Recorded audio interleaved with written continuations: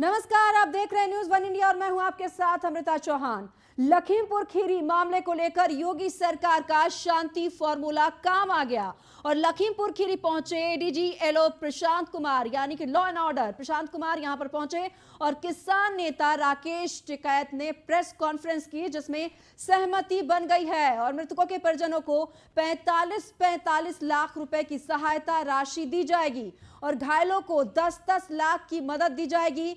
इसके अलावा मृतकों के परिजनों में एक सदस्य को सरकारी नौकरी भी सरकार देगी। मुख्यमंत्री योगी आदित्यनाथ ने इस हिंसा को दुखद और दुर्भाग्यपूर्ण बताया है और लगातार वो बैठक करते रहे। दूसरी तरफ विपक्ष ने भी लखीमपुर खीरी की ओर कूच किया। इस दौरान प्रियंका गांधी, अखिलेश यादव, शिवपाल यादव, राम गोपाल यादव को हिरासत में लिया गया। फिलहाल अखिलेश और शिवपाल यादव को रिहा कर दिया गया है। यूपी से लेकर दिल्ली और फिर पंजाब तक लखीमपुर खीरी की आंच पहुंच चुकी थी, जहां तमाम राजनीतिक पार्टियों का विरोध प्रदर्शन जारी रहा। वहीं केंद्रीय गृह मंत्रालय अलर्ट हो गया और लखीमपुर खीरी में आरएएफ और एसएसबी की 6 कंपनियां तैनात की गई। अभी भी वो तैनात हैं जो 6 अक्टूबर तक तैनात रहेंगी एहतियात के तौर पर।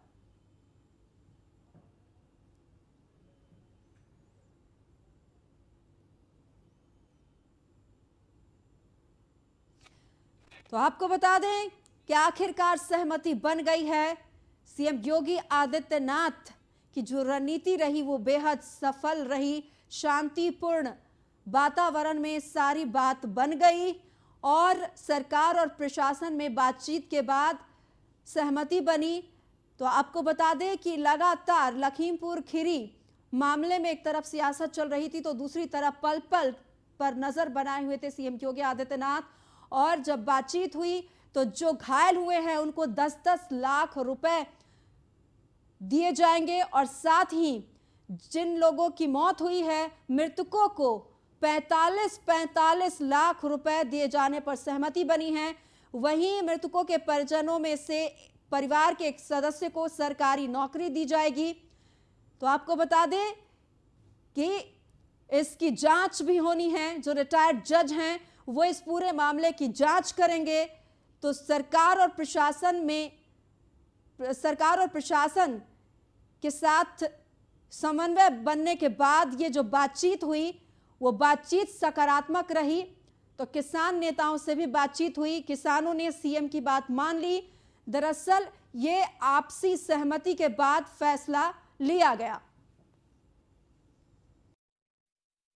न्यायिक जांच इस पूरे प्रकरण की हाई कोर्ट के वरिष्ठ रिटायर्ड जज के द्वारा कराई जाएगी और जो भी मृतक हैं उनको 45 लाख रुपए का प्रति व्यक्ति मुआवजा सरकार के द्वारा दिया जाएगा और घायलों को 10 लाख रुपए का अनुदान शासन के द्वारा दिया जाएगा। इसके अतिरिक्त जो भी आदमी मृतक हैं उनके घर के एक व्यक्ति को उसके योग्यता के अनुसार नौकरी दी जाएगी। यही मुख्य मुद्दे हैं। अधिकारी यहाँ आए थे तो एक पूरी सहमति बनी। 45 लाख का मुआवजा, सरकारी नौकरी पक्की और एफआईआर बाप और बेटे पे दोनों पे। ये पहला वो होगा कि देश के होम मिनिस्टर पे एफआईआर दर्ज हुई हो। तो आपको बता दें कि अब प्रशासन और सरकार की बातचीत हुई थी किसानों से और सरकार ने पूरा मामला सुलझा लिया है। शांतिपूर्ण सौहार्दपूर्ण माहौल में सहमति बन गई है और मनीष संवाददाता हमारे साथ जुड़ गए हैं फोन लाइन पे। मनीष, बड़ी सफलता कहेंगे ये जो सहमति बन गई है, शांतिपूर्ण माहौल भी हो गया और सभी को मुआवजा भी दिया गया है। विस्तार से बताएं क्या कुछ हुआ। निश्चित तौर से आपको बता दूं कि जो ये पूरा घटनाक्रम था 124 घंटे के अंदर अगर इतने बड़े घटनाक्रम को सुलझा लिया जाता है और भी सौहार्दपूर्ण तरीके से जिसका राज्यकरण भी नहीं हो पाता है उसके लिए सरकार निश्चित तौर से इसके लिए अपनी जीत तो पाएगी। तो हमने देखा था जिस तरीके से रात का जो माहौल था वहाँ पे और जो सुबह जब 4:30 बजे वहाँ पे राकेश टिकैत पहुँचते हैं उसके बाद से जो घटनाक्रम चेंज होता है। लगातार कई दौरों की बातचीत होती है। पहले वहाँ के किसानों के साथ बातचीत करते हैं, उसके बाद प्रशासनिक अमले के साथ बात करते हैं। फिर राकेश टिकैत वहाँ के जो मृतक थे उनके जो परिजन थे उनके साथ बातचीत करते हैं। उसके बाद एक समिति बनती है और फिर प्रशासन के साथ अंतिम दौर की बात चलती है। हालांकि पहले 1 करोड़ रुपए की मुआवजे की बात चली थी, उसको कम करा के फिर 45 लाख रुपए पर माना गया है। साथ ही साथ जो इस दुर्घटना में घायल होते हैं उनको 10 लाख रुपए। उसके साथ जो सबसे बड़ी इनकी मांग थी, जो केंद्रीय गृह राज्य मंत्री हैं अजय मिश्र सैनी, उनके ऊपर और उनके खुद के ऊपर FIR हो और उसकी 7 दिन के अंदर गिरफ्तारी की हो। तो ये जो उसकी मांगे थी सरकार ने मांग ली है। अब ये माना जा रहा है कि अब से कुछ देर बाद जो शव हैं उनके पोस्टमार्टम करेंगे और उसके बाद उनके परिजनों को सौंप के उनके अंतिम संस्कार की क्रिया कराएगी। तब तक माना जा रहा है कि सरकार जब तक उनके अंतिम संस्कार नहीं होता है विधि पूर्वक, तब तक सरकार के लिए अभी भी जो स्थिति है वो हल्के में नहीं लिया जा सकता, क्योंकि यहाँ पे जो जमावड़ा है इस समय। मनीष, वाकई आपने कहा कि हल्के में नहीं लिया जा सकता जब तक कि अंतिम संस्कार वगैरह नहीं हो जाता, लेकिन कल जिस तरह की स्थिति बनी हुई थी और समझौते से पहले तक की जिस तरह की स्थिति थी और जिस तरह से सियासत ने रंग ले लिया था, उन सबको देखने के बाद जिस तरह से समझौता हुआ है, इसमें प्रदेश सरकार की तारीफ करनी होगी। निश्चित तौर से आपको बता दें कि इसमें हालांकि जो शुरुआती में जो हमने देखा था कि इंटेलिजेंस जो फेलियर माना जा सकता है कि इतना बड़ा कोई घटना हो सकती थी, इसकी आशंका कितनी ज्यादा थी। हालांकि LIU ने एक अलर्ट दिया था कि वहां पे काले झंडे दिखाए जा सकते हैं और कई लोगों का, कई 100 से लेकर तक का जमावड़ा हो सकता है, पर शायद प्रशासन की भूल थी कि उसको हल्के में लिया गया था। पर जिस तरीके से 24 घंटे के अंदर इतने बड़े घटनाक्रम को, जिसका राजनीतिकरण नहीं हो पाया, जो राजनीतिकरण की एक कोशिश की गई थी विपक्ष के द्वारा, वो नहीं हो पाया, तो इसका निश्चित तौर पे जो योगी सरकार। जी मनीष, आप हमारे साथ बने रहिए, आपके पास लौट कर आएंगे। तो इस बीच आपको बता दें, लखीमपुर खीरी से बड़ी खबर, 3 डॉक्टरों का पैनल पोस्टमार्टम करेगा। हिंसा में मारे गए 4 किसानों का पोस्टमार्टम होगा। पोस्टमार्टम के लिए 3 डॉक्टर्स का पैनल गठित कर दिया गया है। तो ये जो डॉक्टर्स हैं, जो पैनल बनाया गया है डॉक्टरों का, यही पोस्टमार्टम करेंगे। तो जो किसान हैं जिनकी मौत हुई है इस घटना में, उन सभी के 3 डॉक्टर्स का जो पैनल है वही पोस्टमार्टम करेंगे। और ज्यादा जानकारी के लिए मनीष लगातार हमारे साथ संवाददाता फोन लाइन पे जुड़े हुए हैं। मनीष, एक टीम बनाई गई है डॉक्टरों की पोस्टमार्टम के लिए। जी मनीष। जी, अपना सवाल दोहराएं। डॉक्टरों की टीम बनाई गई है पोस्टमार्टम के लिए, 3 डॉक्टरों का पैनल है ये। देखिए, आपको बता दूं 3 जो वरिष्ठ चिकित्सा अधिकारी हैं उनकी निगरानी में किया जाएगा। साथ ही साथ इसका वीडियो ग्राफी भी कराई जाएगी इस पूरे पोस्टमार्टम की, और एक विशेष टीम का गठन किया गया है। 3 जो मुख्य डॉक्टर हैं उनके पैनल बनाया गया है, उसके पैनल के दौरान ये किया जाएगा।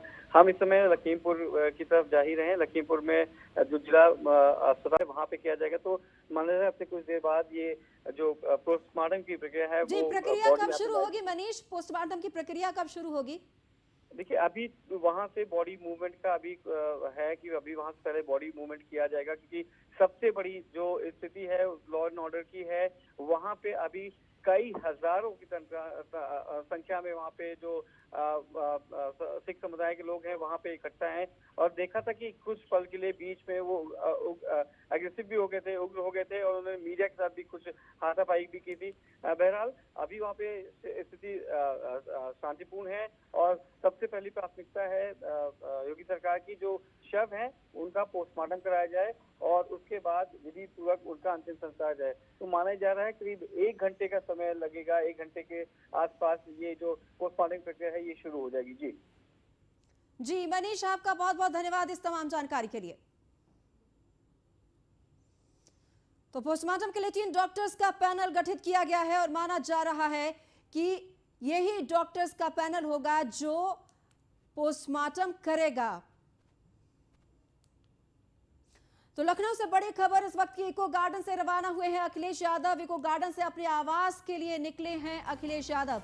लखीमपुर खीरी जाते वक्त हिरासत में लिए गए थे।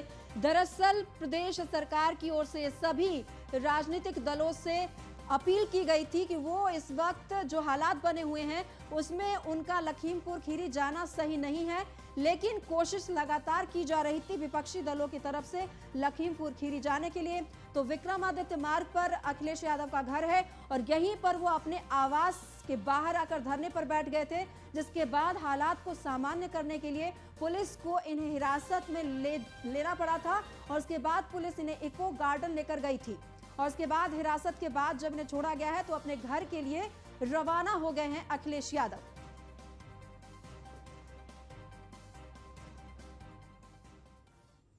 उधर हिरासत से पहले जब सपा अध्यक्ष अखिलेश यादव धरने पर बैठे थे तो न्यूज़ 1 इंडिया संवाददाता नगमा शेख ने अखिलेश यादव से खास बातचीत की थी। उन्होंने क्या कुछ कहा, चलिए आपको हम दिखाते हैं। अखिलेश यादव इस वक्त हमारे साथ हैं। अखिलेश जी, क्या कहेंगे? आज आपको जाने नहीं। समाजवादी पार्टी लगातार किसानों के पक्ष में काम करेगी। उनके जो मांगे हैं वो सरकार स्वीकार करे, मांगे पूरी हों।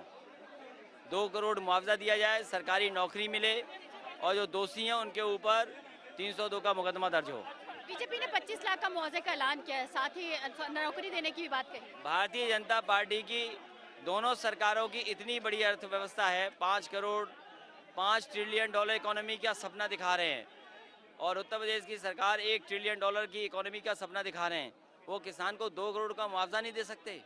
इन्हें 2 करोड़ का मुआवजा देना चाहिए, क्योंकि किसान ही है जो हमारी अर्थव्यवस्था को बचाता है।